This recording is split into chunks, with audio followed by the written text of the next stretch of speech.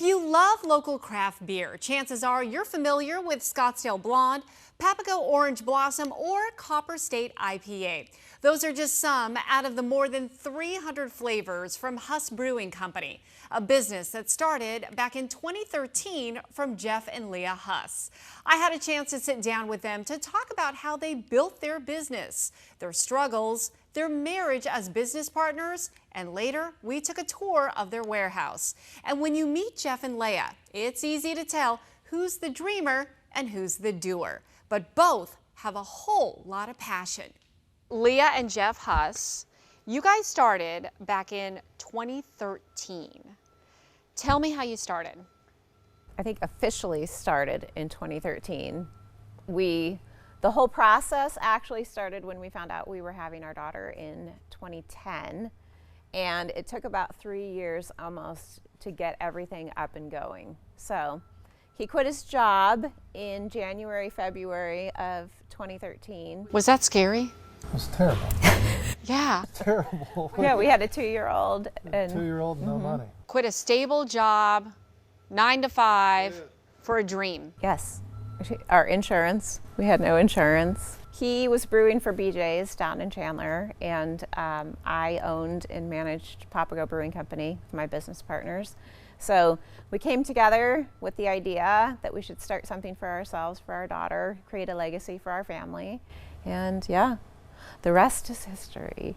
With a lot of struggle. Plenty of struggle. And I do feel like that's kind of the part of small business ownership that people don't usually talk about. Sure, you know, the casualty of so many things in family life. You know, our motto here is family first, and that doesn't mean just our family, obviously our family, but also the people that work with us that have come to become family, right? And so I think when you're making sure you always put that at the forefront, it's easy to kind of like know that and have that as your vision, right? But it doesn't always mean that you get to have your family be the first part of it when your business kind of has to take precedence. So yeah, so you know, as we've gotten deeper and further into an established business, we've been able to set boundaries, and you know, we have dinner together every single night, the three of us, which I think is saying a lot. Right, because I'm sure it wasn't always like that.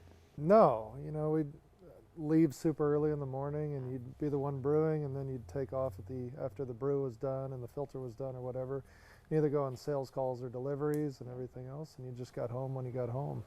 So Tell me some of those struggles that people don't hear and talk about, because they see the success, they see the multiple restaurants that you have, they see your cans everywhere, you know, your beer everywhere, but they didn't know that, you know, you struggled for a while. You weren't paid. Yeah, how long were you unpaid?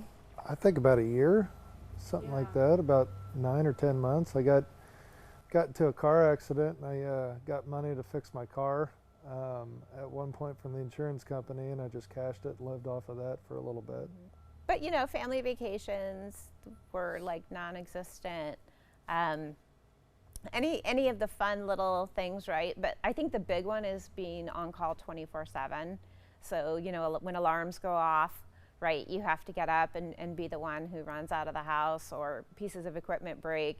Even if you've already gone home for the day and the traffic on the 10 is terrible, you have to get back in the car and come back down to work. And the weekends, I think for probably 4 years, he was down here every Saturday and Sunday on top of every day of the week as well. I remember getting the phone calls and just grabbing my daughter and throwing her in the car so I could ride in the HOV lane all the way down, so it'd be a little bit faster. It's kind of funny. Tell her about the forklift day with the cherry picker. Oh, when we were setting up the brewery, she saw we had a scissor lift down here, and she was 2 or so, and she says, "What's that?" I said, "Do you want to go up in it?" She said, "Yeah." And so I got her in there and I held on to her. We went up to the ceiling. I said, "Do not tell your mom." And so the very first thing that she said when she came in is, "Mom, guess what I did?" But we have such great pictures of her in here when she was super tiny, before there was a ton of equipment, right? Yeah, so. And you started with just one suite, if you will. Yep. Yep. Yeah. Suite 2 is what we Suite 2. started at. How So many square feet? About 5,900, I think. It's the smallest of them. So we started out in Suite 2. We very quickly got Suite 3, and then got Suite 1, and then in 2020 we got Suite 4. So we're So now we're about 25,000 square feet. Yeah. Tell me, all of the restaurants, how many restaurants you have, where you're at, are you out of state, where are you at? We are only in Arizona. I always said if we send beer out of the state, it needs to be somebody else's problem because I don't think I want to deal with that, at least right now. We have a location, our first location that we opened away from the brewery was in the Uptown Plaza, which is Camelback and Central. The next location we opened was downtown, so right next to 12 News, on Monroe Street, 2nd and Monroe, and then we opened up another Papago Brewing Company in the Mesa River View, and that was, I think, last year. Are there plans to open more? At this point, probably not. But you can't ever say never. There's so many times that we've said never to things and then you end up doing them. So that's been a lesson that we've learned, right? And not in a negative, but I'll never brew this style of beer. And then you find that, oh, maybe I want to brew that style of a beer. So we don't say never anymore. And how many styles do you have now? Oh my gosh, how many beers have we brewed? Somebody told me that we have brewed 320 or 322 different recipes here. We've made over 6,000 batches of beer, but so. And counting. And counting. Every day. Either 3 or 4 a day. Were there times when you thought, oh, is this so worth it? All the hardship, the sacrifice? I don't think I ever. To me, it was always just what we were doing. I mean, I'm definitely like fly by the seat of your pants, blind faith. I have a brother that I've gone through the process and he's like, everything you do just seems so successful. How do you know or whatever? And I said, I guess when you just jump off and you don't have a backup, you just know that that's going to be what's going to happen. The blind faith of, because if you don't have a backup, you just make it work, right? So, or does he make it work? Or sometimes you just dive and someone else figures out the how. A married couple running their own business that is thriving. I mean, that just doesn't happen. Right. What is it about this relationship that makes this business happen and you guys still together so strong? Number one, because he's so easy. That's the why we're together and everything is good. Most people would think that we were crazy. Our office together, live together, like everything just like, yeah. So that's because he's easy. But in terms of, I definitely think it's just like me being crazy and him with the follow-up and the why. But I think also, if you are willing to change and to constantly be thinking out of the box and to do new things, that I think has been a huge part of our success. I love change. I love to constantly be switching it up. I love to change our packaging. I always loved doing new spaces, and they all look different and they all feel different. All of the change of all of it. And not everybody loves change. Yeah, I was gonna say, do you like change? No, not really at all. But as far as, some of the frustration and everything else is concerned, what we do say, sometimes it is a career, it is a job, it's livelihood, it's everything else, but sometimes when things get too crazy, we do sit back and say, it's just beer, because at the end of the day, it is just beer. So, and that's kind of what will stabilize it a little bit when you're dealing with whatever it is that you're dealing with. Whole reason why we got into it is to make what I wanted to make. Right. So. Was this always the dream? I mean, what got you even interested in making beer? I hated my major. Which was? Sales, believe it or not. So I ended up having to fall right back on that immediately. But I was homebrewing when I was in college, and so I went to brewing school after college, which was half in Chicago, half in Germany.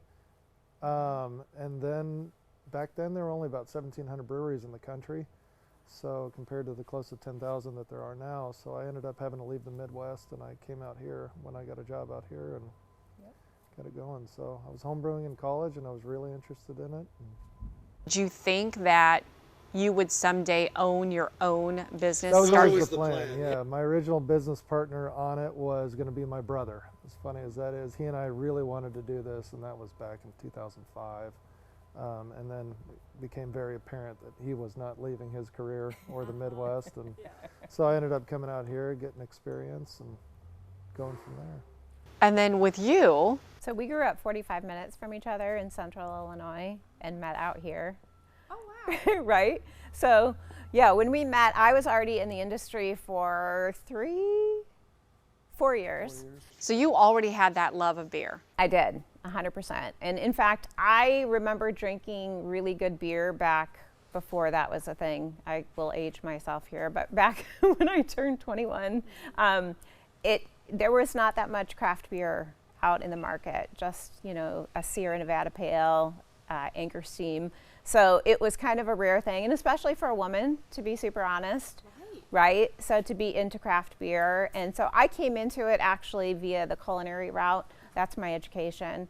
So I was already established, and then we met, and we each had our own kind of prospective careers in the industry before coming together. I have always said, she knows more about beer than I ever will. Only difference is she doesn't know how to make it. Really? But he also loves to tell that he applied for a job with me and I did not hire him. I was supposed to be part-time, and so I applied for a bartending job, and I did not get hired. Which was great, because it turns out that part-time brewing was really like 40 hours a week, so he didn't really have time to bartend Still waiting on anyway. that callback. I don't even think I got a callback. Yeah. Was this before you were dating? Oh yeah. Oh yes. Oh Yeah, my gosh, that is so fun. Yeah, you signed up for a whole lot Yeah. more, despite the no call. Yeah. Oh, so then, it sounds like you guys have really established your lanes. There's not too much, okay, don't tell me what to do or what have you.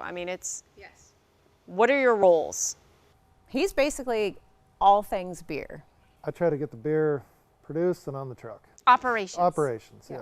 The quality, the ingredients, the pricing, those things on that side, and then everything else is essentially me. So he really loves to tell people that we are a marketing company that sells a little bit of beer. So all of our t-shirts, hats, things of that nature, all of the marketing that we do, our sales people, the restaurants, that's kind of my gig. What are you most proud of?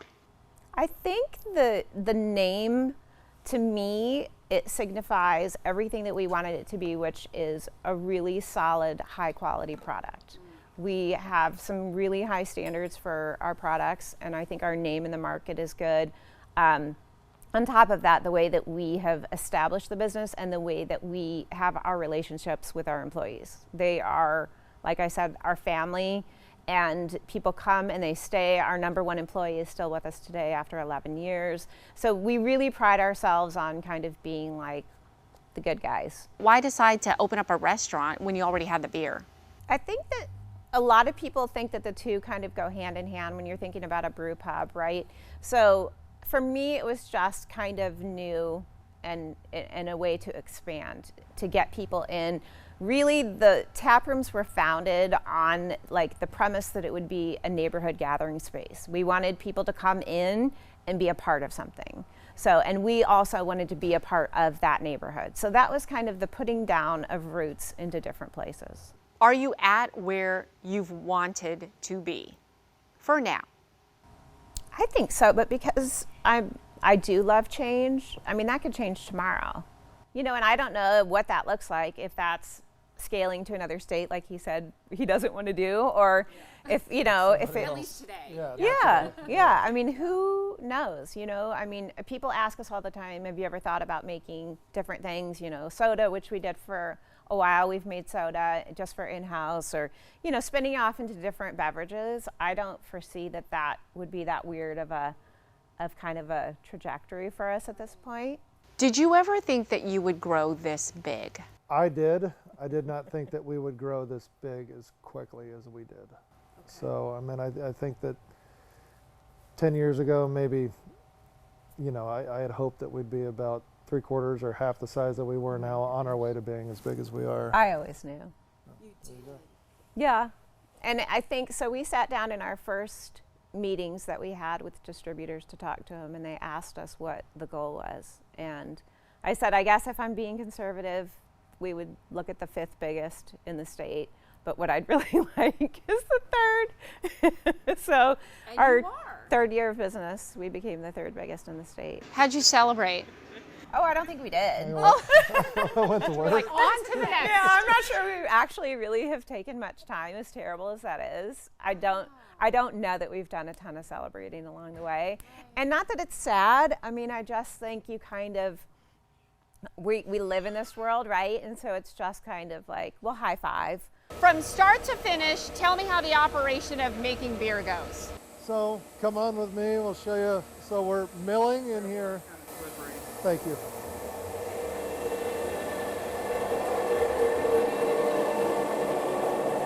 So we're going to crack the grain. The grain then gets augered up into the hopper. Inside the hopper, it will then drop down into this mash tun right here, where we're converting sugars into fermentable sugars. There we will extract the liquid. It goes over to the kettle. In the kettle we will boil it and add hops to it. Then we'll cool it off and send it to any one of these fermenters, where the wort, what you've created, will then, the yeast will eat the sugar and it puts off alcohol and carbon dioxide as a byproduct. And it becomes beer. And how long does that process take? About 21 days. 21 days. It takes 1 day to brew it. It takes about 8 hours to brew it, and then it's right around 3 weeks for it to actually become beer. So then we'll cool it and we'll filter it, and then we send it over to the next room where we'll carbonate it and can it or keg it. So after the grains have shot through here, Right. So after we've gotten everything out of the grain that we can get off, we're done with the grain. okay. So I'm gonna So I'm just gonna poke in there, yeah. and get the Start grain pulling. out. Wow. How much grain is in here? Probably about 1,200 pounds of grain. 1,200 pounds. 2,034. 2,034 2,034 pounds of grain. I feel like I need a pick. Is this the best way to Get do in there. this? Get in there. Get in there. Okay. Oh, There you whoa. Wow. And how long did it take for all of the grains to get to this point again? It took him from the time it went to the mill until now, it took about 3.5 hours. Oh my gosh. And you can smell it. Does it smell like hot grape nuts? Yes, it It's does. my favorite, yeah. Hot grape nuts. Yes. And then what do you end up doing with this grain? So that will become dairy eventually. It gets picked up a couple times a week and taken down to a dairy farm, and the cows will eat this and go to work on it. And they love it. So it's like recycling, Yep. you know, yeah. in a way. Yep. Yeah. So that's good that it doesn't go to waste. Oh, sure. Which is great because we create about 40,000 pounds of spent grain a week. 40 to 60,000 pounds of spent grain a week. Oh my gosh. And I get a facial at the same And, time. and muscles, right? And muscles. Yep. It's a good workout. There you go. That's so cool. I love that. 21 days now, the beer has been made. Right. And then now where?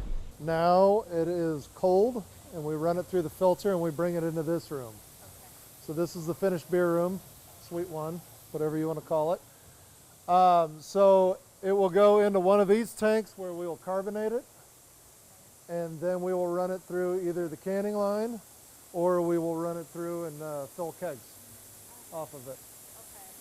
And this is the canning operation This is the canning operation. that you usually do in the morning. We do it in the mornings. And how long? On 12-ounce cans, we'll run 200 a minute. Wow. That's a lot. It's like Willy Wonka's chocolate factory. down Yeah, there all no the time. kidding. Yeah. Yeah. And so how many cans will you produce on a daily basis? A big day, we'll run about 1,200 cases of cans out. 1,200 cases of cans. We don't always run that many. Sometimes we have to fill a lot more kegs than we do cans, depending Yeah. on what type of beer it is. So on average, give me a snapshot of like how much beer are you pumping out daily? I think We have a daily average of about 70 barrels. So you think about the standard keg, 140 of those, the equivalent of 140 of those a day of finished product. And out to all the stores, every day? Yep. That is mammoth. Huge refrigerator. How big is this? I knew you were going to ask me that. I don't know, it's probably about 80 feet long. Wow. And how much storage does it hold? So if you think about a 53-foot trailer, we could fit probably about 2 of these things in it. So 53-foot trailers 2 is a big semis. semi. Two semis. Yeah, 2 semis worth of beer. Of beer. Yep. Fits in here. And it's So- constantly, you are constantly moving. As soon as the beer is done, goes in here. This room was full this morning, and Yeah. it should be almost empty by the afternoon. Oh my You God. came on a good day. We ship out 3 trucks worth of beer today. So What is this room for? this is can storage. So, But these are empty. these are all empty. Yep, none of them have lids on them yet. Oh, look at that. Okay, yeah. So to the ceiling. So one full skid is 8,169 cans, which is about 340 cases worth of cans. Each one of these skids is 8,169 cans, which is about 340 cases. So all the way up to the ceiling, you have 2 skids. There's about almost 700 cases of cans all the way up. Depending on how popular the variety is, like it looks like you've got, you know, a lot more maybe of the orange blossom and the Scottsdale blonde. That's how many you have. Like, Yeah, those are our biggest 2 sellers. So when we bring them in 25 skids at a time. So it's almost 250,000 cans that come in at a time. And since those are our biggest 2 sellers, we bring in, you know, maybe more than half of the truck will be orange blossom and Scottsdale blonde, and then we kind of fill the other skid slots in the truck with whatever else.